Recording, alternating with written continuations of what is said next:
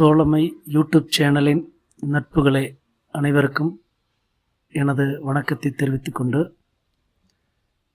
வேங்கை வயல் தமிழ்நாடு மட்டுமல்ல இந்தியா முழுவதும் எதிரொலித்த அந்த ஊரின் அவல நிலை, ஆதிதிராவிட மக்கள் வசிக்கக்கூடிய புதுக்கோட்டை மாவட்டம் வேங்கை வயல் பகுதியிலே மேல்நிலை தொட்டியில் அந்த பகுதியில் உள்ள சில விஷக்கிருமிகள் ஆதிக்க ஜாதியினர் தொட்டியிலே மலம் அள்ளி வீசி மலம் கழித்து அந்த நீரை ஆதிதிராவிட மக்கள் பருகி அவர்கள் உடல்நலக் காய்ச்சல் வந்து ஆஸ்பத்திரியில் சேர்ந்த பொழுதுதான் தெரிந்தது இந்த காய்ச்சலுக்கு காரணம் அந்த மேல்நிலை தொட்டியிலே மலம் கழிந்திருப்பது. இதற்கு காரணம் யார் என்று அந்த பகுதியிலே தேடி பார்த்தார்கள். ஆனால் யாரும் இதுவரை கண்டுபிடிக்க முடியவில்லை. வருடம் 2 ஆகிவிட்டது.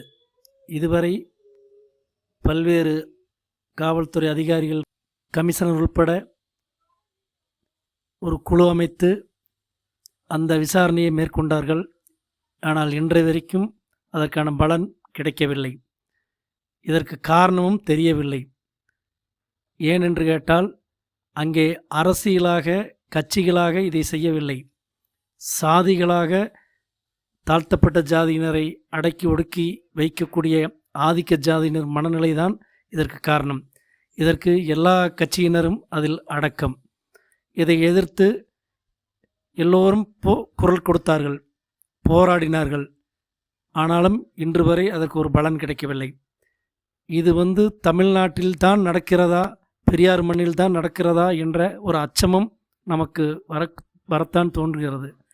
ஏனென்று கேட்டால், இங்கே மட்டும்தான் சமூக நீதி, தாழ்த்தப்பட்ட மக்களுக்கு ஒரு சம உரிமை என்ற மனநிலையில் இங்கே இருக்கக்கூடிய அனைத்து கட்சிகளும் அனைத்து இயக்கங்களும் நடைமுறையில் செயல்படுத்தி கொண்டிருக்கின்றன.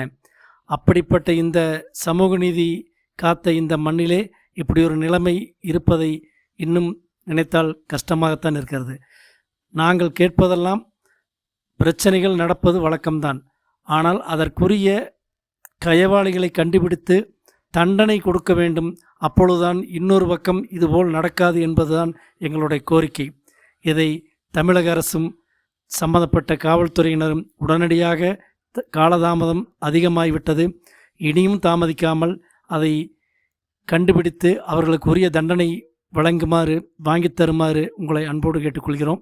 இப்பொழுது இந்த வேங்கவயல் பிரச்சனையில் யாரையும் குற்றவாளிகளை கண்டுபிடிக்க முடியாத சூழ்நிலை இருப்பதால், சூழ்நிலையில் திட்டமிட்டு கண்டுபிடிக்க முடியாமல் அவர்கள் அப்பட்டு போனதால், அங்கே வசிக்கக்கூடிய அந்த ஊரில் இருக்கக்கூடிய தாழ்த்தப்பட்ட மக்களிலே சில பேர்த்தை உங்களுக்கு நாங்கள் வீடு வாங்கி தருகிறோம், பணம் தருகிறோம், நீங்கள் குற்றத்தை ஒத்துக்கொள்ளுங்கள் என்று மிரட்டி அவர்களை பணிய வைக்கும் வேலையும் நடந்து கொண்டிருக்கிறது.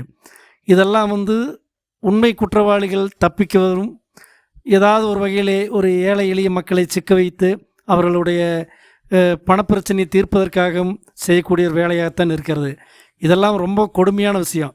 ஏன்னு கேட்டிங்கன்னா, உண்மையான குற்றவாளி கண்டுபிடிச்சிங்கன்னா தான் இன்னொரு பகுதியில் இது மாதிரி குற்றம் நடக்காமல் இருக்கிறதுக்கு நம்ம பார்க்க முடியும். ஆனால் அதை தாண்டி ஏதோ ஒரு மக்களை குற்றவாளியாக்கி சிக்க வைத்தால் தண்டனை பெறுபவன் ஒரு அப்பாவியாகவும் நிரபராதி ஒரு அரசியல்வாதியாகவும் தப்பித்து கொண்டு மீண்டும் அந்த பணியை, அந்த வேலையை அவன் செய்வான்.